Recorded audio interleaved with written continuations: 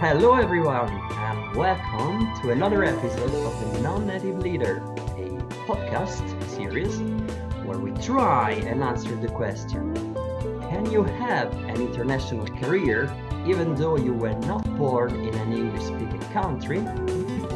Well, this is only one of the questions we try to answer, obviously. But as you know, every episode we speak to some remarkable individuals, some amazing people who, throughout their hard work, throughout their dedication, have achieved an international career and are now, enjoying job, career, history in an international context. I am very happy to have today Anna Maria Graziano. She has, let's say, an international career, but with a twist. And she's going to explain this because I'm sure she can do that much better than I can do it.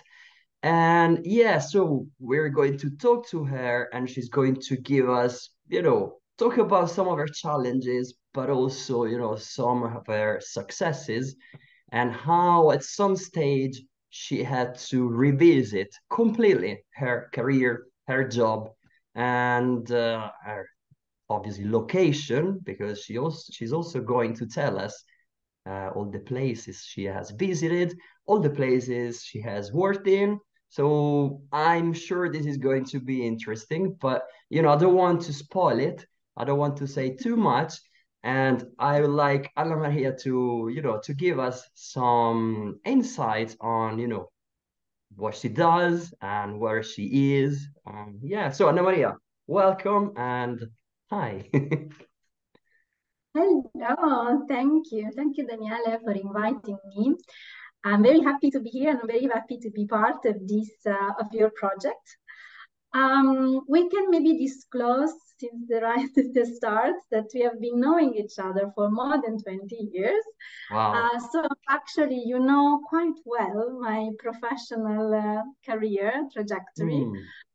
So feel free to ask me also, difficult questions if you want. Oh, yeah, I love difficult questions, Yeah, I know. So, okay, in a nutshell, an introduction. So, I am originally from Calabria, south of Italy. I did my BA in sociology and anthropology in Rome La Sapienza, and I had the big pleasure to study with you, Daniele. So it was really a very interesting experience of my life. And during for the preparation of my thesis, I went to Brazil for the first time of my life 20 years ago. And that was really a turning point in my life and my career because, well, simply I fell in love with this country and its people and culture and music. And so what was supposed to be just 1 month experience to do some research for my thesis ended up really being the main experience of my life. I mean, something that really changed my life completely. So yeah, because one thing I learned, your international career obviously started not with English, but with Portuguese, didn't it? Yeah. Wow. I mean, actually, well, if we want to be very precise, I started with my Erasmus in Brussels, right? So I started in French. Wow. And I studied Portuguese at the embassy here in Rome, exactly for this research period in Brazil. And then when I came back, as you might remember, because we were classmates at that time, Were we? Yeah. And so when I graduated from La Sapienza, I decided to go back to Brazil, and I was lucky enough to get a scholarship to work for the Italian embassy in Yeah, Brazil. sure. So I went back, and I also remember that you promised me to come to visit me, but this never That happened. never happened. Yeah, I know. And look, I'm still banging my head on the wall for not doing that, you know? So, yeah, Exactly. I know. And don't remind me that, please. Don't remind me that. Anyway, it's a beautiful country, so I really encourage everybody to go and visit it. Yeah. But anyway, so that was really the starting point of my professional career, I would say, because then after this internship, I was hired by the Italian Ministry of Foreign Affairs to stay there, and stayed there for 2 years and a half, working in the area of international development, Wow. supporting development projects for local NGOs in different areas, ranging from public health to social policies, etc. So it was really a truly inspiring, exciting, amazing experience. I really learned Obviously. a lot. I Yeah. learned a lot. And then after that, I realized I really needed postgraduate studies. So I decided to go to do my master's in the UK, Sussex University. Hmm. And so I spent 1 year in Brighton, UK, beautiful city by the sea in the UK. And then it's where actually I learned English in a professional way, I would say. It was tough because I had to prepare myself for the exam. IELTS Wow. was not easy. But as you were saying at the beginning, with a lot of dedication, a clear vision of what I Hmm. wanted to achieve, and passion about my career, I made it. So Yeah. I was And able I suppose like at that time you had like a clear objective. So this yeah, is that helped you, you know, I guess getting into the like, okay, I need to study because that's my objective. Though it is hard, but that's yeah, where I want to get, and that's how I am going to get there, I suppose. exactly. And Wow. I can tell you that it was really tough, especially at the beginning. And I was asking myself, why what was I born in Italy? You know, such a useless language that's only No, 60 don't million say people. that. Come Yeah, on. my mind, but at the beginning, I have to tell you, like my classmates were either native speakers or coming from, Latin America, so speaking Spanish, which is I guess, the first most spoken language in the world, or people from China. So I was like, why Italian?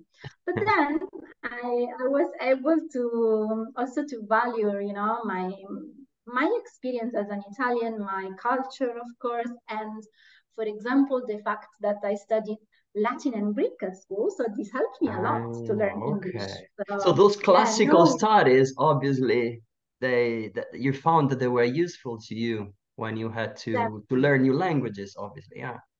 yeah, especially Wow. I think what the insight I got, no, at that time, especially was that knowing my language, my own language, my mother tongue, no, very well, helped me a lot to learn new languages quite easily, I would say. So Yeah. then I was really thankful But for my of course. academic background in Italy. But obviously, that was not the end of your challenges because Oh today no, you're not in Brazil and today you're not in Brighton. So exactly. things did develop Oh, after that. So, you know, more challenges. We want yeah. challenges. We like your challenges, you know? Yeah, no, for sure. I mean, also because I'm not so young, despite my appearance. So I have really many stories to We tell. don't talk about that, you know? It's a policy. In this series, we don't talk about age, you know? So that's Thank the policy. Thank you so much. I appreciate it. So yeah, basically after the masters, then I decided to go to Africa because since I decided to study and work in the international development sector, I thought that having an experience in Africa was fundamental. So I went to Sudan, an easy country to start. Obviously, yeah. Yeah, but not in Khartoum, the capital, but really in the middle of nowhere, a Yeah. small town called Kosti, where I was the only foreigner, together with a couple of missionaries. So Yeah. really So another just out, challenge. out of curiosity, what language did you use when you were there? Because, Interesting language, yeah, Daniela. So actually, I was using English for my work. So I was okay, doing a needs assessment for an Italian NGO, and I sure. was working with local civil society organizations, church-based, faith-based organizations. But the language, the official language in Sudan is Arabic. So I had Exactly, to yeah. learn a bit of Arabic to, get around, being able to take a taxi and get on a bus and buy something at the supermarket without a translator always with me or Wow. interpreter. So that was also quite challenging, but I Yeah. enjoyed it a lot. I It mean, was really, talking uh, about challenges, that's obviously a serious one. So really, oh, wow. Really, yeah. wow. The most challenging one, though, it was to navigate the Islamic culture in a Hmm. country where you have a quite conservative approach, no, Yeah, to I'd say religion. like yeah, it's quite conservative there. Like Yeah, I'd conservative. say yeah. Obviously, I've never been there, but like I can imagine it's Mhm. probably not. Let's say okay, I want to be diplomatic. Okay, it is conservative. Let's say yeah. So let's put it this way. Yeah. Yeah. And as a young woman without children, not married, I was really a strange alien, somebody that people were Yeah, something finding very difficult to unexpected. Yeah, identify. something unexpected there. Yeah.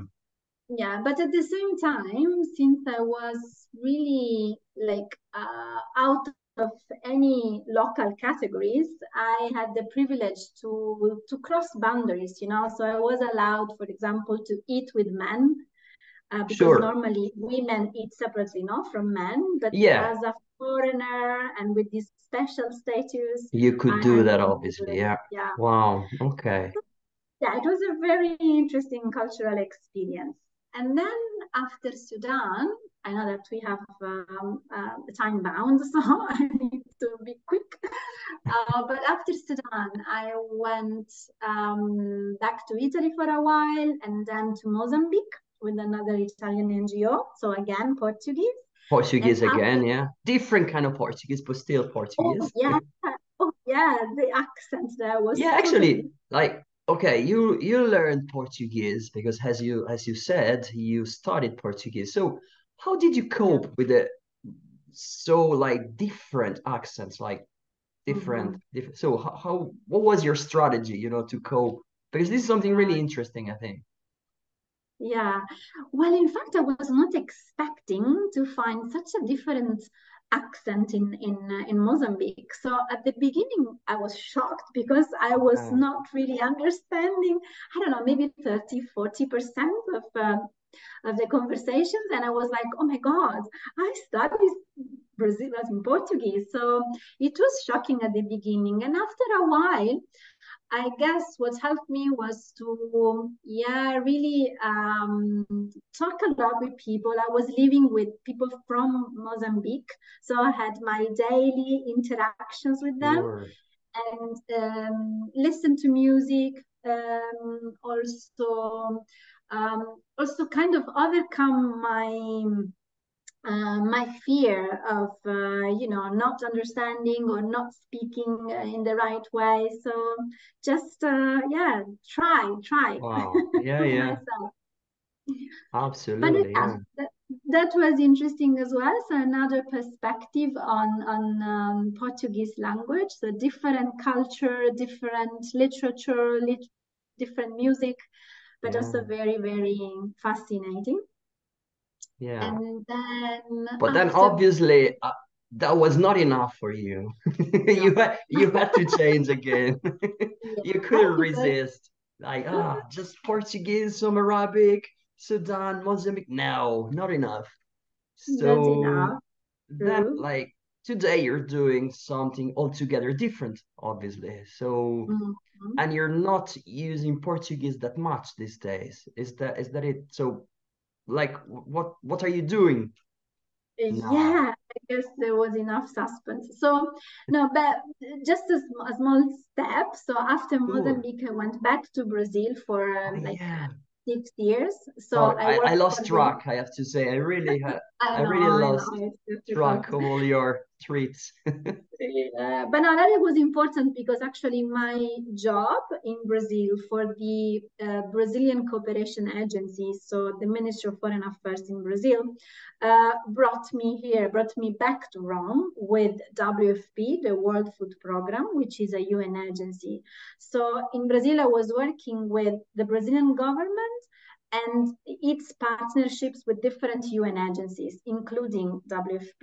Sure. So then I applied for jobs after 5 years. I was a bit tired of like the same job, the same environment. And as you know, after a while, I need a change. Of course. So then yeah, I applied for this job in Rome, and I was not expecting actually to be selected, but it happened, and I was very happy to be back in my country, in my city, closer to my family. So I started this new job 4 years ago. And yeah, as you were saying at the beginning, it was a twist in the sense that then Yeah. suddenly my main language, like working language, Yeah. became English Yeah, because instead of Portuguese. WFP, it is like an international organization, but Yeah, obviously, being it international, they used international language, which is English, isn't it? yeah, So exactly. that must have been, well, I don't know. Can I say shocking? What was it shocking or what like It was. what kind of emotions did you have? Because I think Mm, that's mm, mm, pretty mm. interesting. Well, it was really tough at the beginning because, I thought I was quite fluent in English, right? Because I had done my master's in the UK. I had used English for my work in Sudan, also my work in Brazil that I found here in WFP, working for the HQ now for headquarters, was really different. So at the beginning, the I mean, a mix of feelings, but among them, there was definitely fear of not being enough, like not enough prepared for this job. Wow. Yeah, and then I was like very, very tired. So my days were very, very long. And I remember that it was very time consuming for me to write a report because I would correct it and review it many times. Sure. Yeah, because I Yeah, was like not check and feeling check. Oh confident. no, Check, this word, check, this phrase, maybe I need to rewrite it. Like it's not the right check. language. Yeah, yeah, yeah, yeah. I see that point. Yeah, it's quite common. That's Yeah, and and like at the you're a beginning, perfectionist, so obviously. exactly, that's really a bad, bad thing. But I guess what I realized at that time during the first year was that why for Italian and Portuguese, I was basically I was able to write in that language using the culture, the mindset Sure. of that language. For English, at the beginning, I was translating, from either Yeah. Italian or Portuguese into English. And then I was realizing that that was not, Yeah. familiar for native speakers, right? Sure.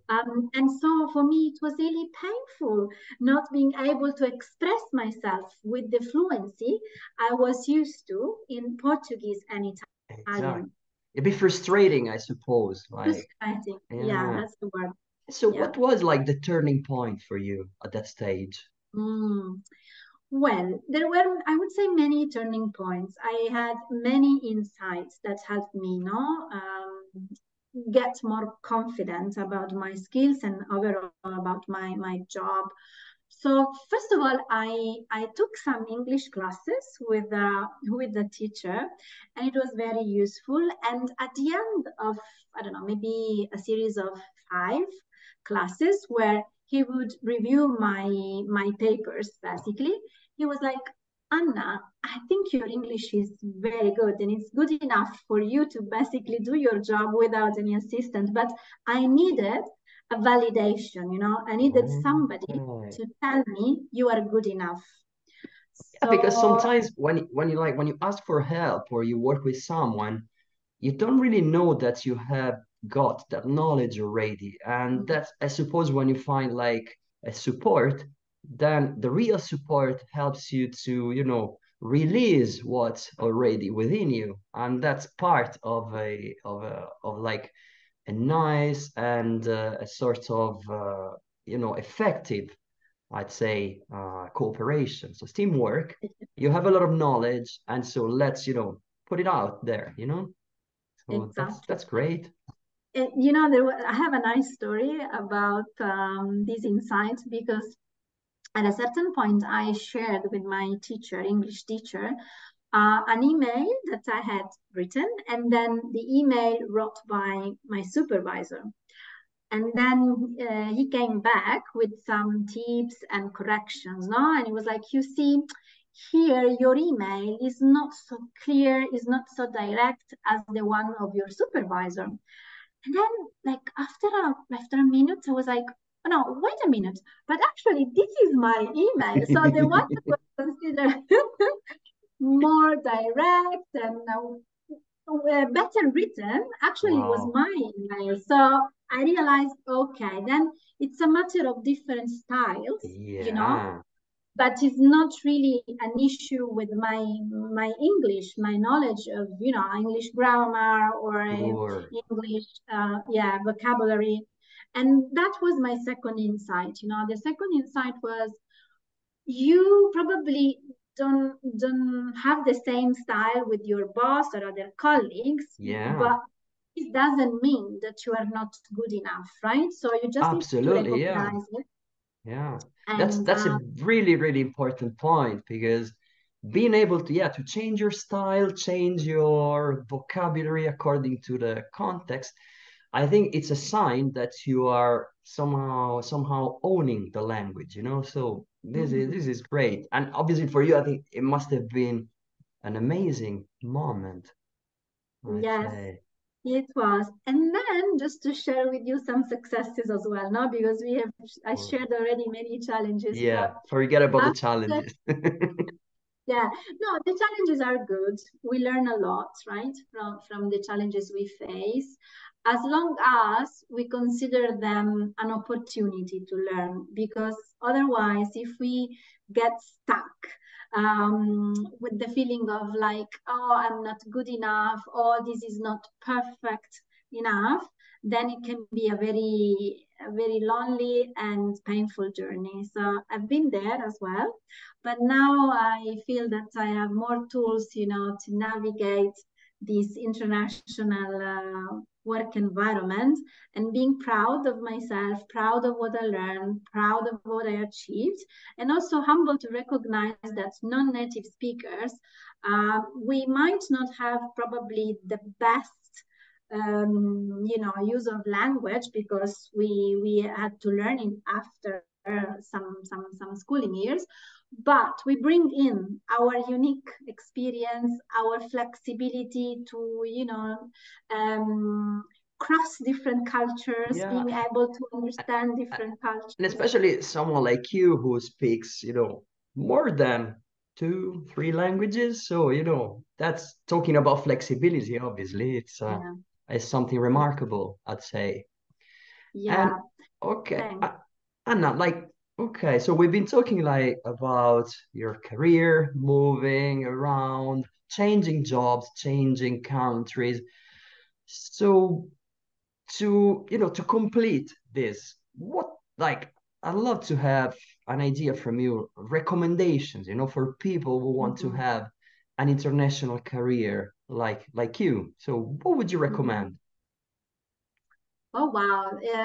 It depends, I guess, on the type of career that you want to pursue. But I guess living for a while in an English-speaking country can be very, very useful because it gives you that fluency that probably, yeah, studying wouldn't give you. I don't know. I mean, in my experience, living in the UK has been really, really important. Secondly, I think making friends with the people Mm, that are native speakers and hanging out with them, do things with them. I think it can be very useful to get get more trust, more confidence. sure, yeah.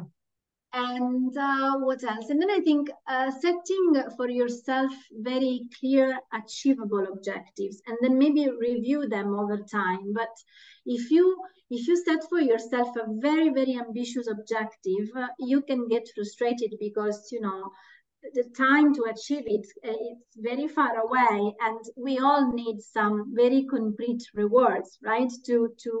To get our motivation, to renew our motivation. So Okay. clear, achievable, short-term, medium-term objectives, and also my last tip is try to have a very appreciative um, outlook on yourself, because it's so Mm, easy for us to identify what we don't do well enough or what we were not yeah, able to achieve or our gaps. And it's much more difficult to really appreciate yeah, our small or big successes and really thank ourselves, no, yeah. for So yeah, praise yourself, celebrate your wins. Absolutely, yeah, yeah. That's exactly. an amazing tip. Yeah, great advice, really. Because Sure.